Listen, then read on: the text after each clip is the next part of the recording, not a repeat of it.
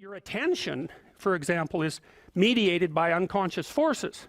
And you know that perfectly well. And this is another Freudian observation. You know, if you're sitting down to study, for example, your conscious intent is to study. But you know perfectly well that all sorts of distraction fantasies are going to enter the theater of your imagination non-stop and annoyingly. And there isn't really a lot you can do about that except maybe wait it out.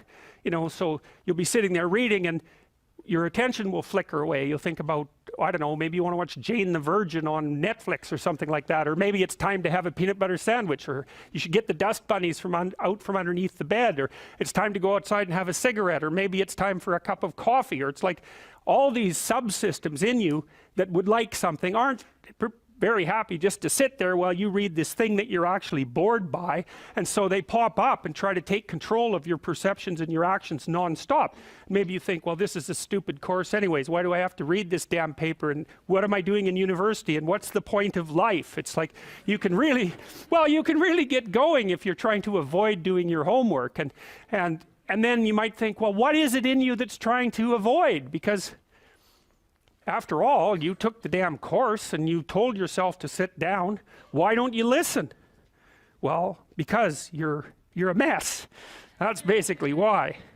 You haven't got control over yourself at all. And no more than I have control over this laptop. Okay, so there's the memory function of the unconscious, and there's the dissolutive function. That's an interesting one. The unconscious contains habits, once voluntary, now automatized, and dissociated elements of the personality, which may lead a parasitic existence. That's an interesting one. I would relate that more to procedural memory. You know, so what you've done is practice certain habits, whatever they might be. Let's call them bad habits. And you like those things to get under control, but you can't. So maybe when you're speaking, for example, you use like and you know, and you say a lot. And you've practiced that, so you're really good at it. And you'd like to stop it, but you don't get to, because you've built that little machine right into your being, right? It's neurologically wired, and it's not under conscious control. And anything you practice becomes that. It becomes part of you, and that's another element of the unconscious, a different part. And then there's a creative part, which is that, well, you know, you're sitting around and maybe you're trying to write something, or maybe you want to produce a piece of art or a piece of music, or maybe you're just laying in bed dreaming and you have all these weird ideas, and especially in dreams, it's like, where do those things come from? And even more strange, one of the things that's really weird about dreams, and almost impossibly weird, is that you're an observer in the dream. It's like a dream is something that happens to you. Well, you're dreaming it, theoretically, so how is it that you can be an observer? It's almost like you're watching a video game or a movie, but you're producing it, at least in principle, although the psychoanalysts would say, well, no, not exactly. Your ego isn't producing it, your unconscious is producing it. It's a different thing. It's a different thing. And of course Jung would say, well, it's deeper than that. The collective unconscious might be producing it. It's, in some sense, it isn't you exactly, or it isn't the you that you think of when you think of you. And that's the ego from the Freudian perspective, the you that you identify with. That's the ego.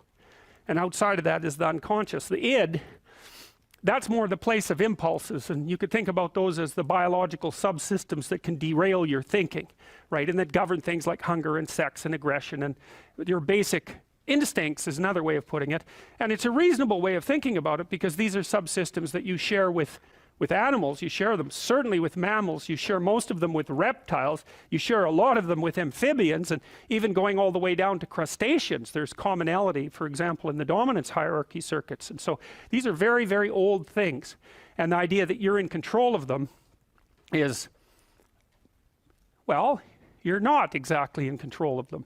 And I would say the less integrated you are, the less you're in control of them, and the more they're in control of you. And that can get really out of hand, you know. You can be like with people who have obsessive compulsive disorder, for example, which seems to be, I would say, the dissolutive elements in some sense of the unconscious, the way that it's portrayed here. Poor people with obsessive compulsive disorder, they can spend half their time doing things that they can't really control, and they have very strong impulses to do them, and it's very hard on them to block them. You know, they'll almost panic if those things are blocked. And then you have people with Tourette's syndrome, you know, that they'll be doing all sorts of weird dances and spouting off obscenities and and imitating people without being able to control it, and sometimes a little bit of antipsychotic medication can dampen that down, but it's as if there are these autonomous semi-spirits inside of them that grip control over their behavior and make them do things. And you know, you find that to some degree in your own life, because maybe you've become very attracted to someone, even maybe you don't want to be attracted to the person, and then you find yourself, you know, texting them when you know perfectly well that you should be going to bed, and you know, you're in a grip of something, and you can't control it, and that's all part of the unconscious and all part of what Freud was studying.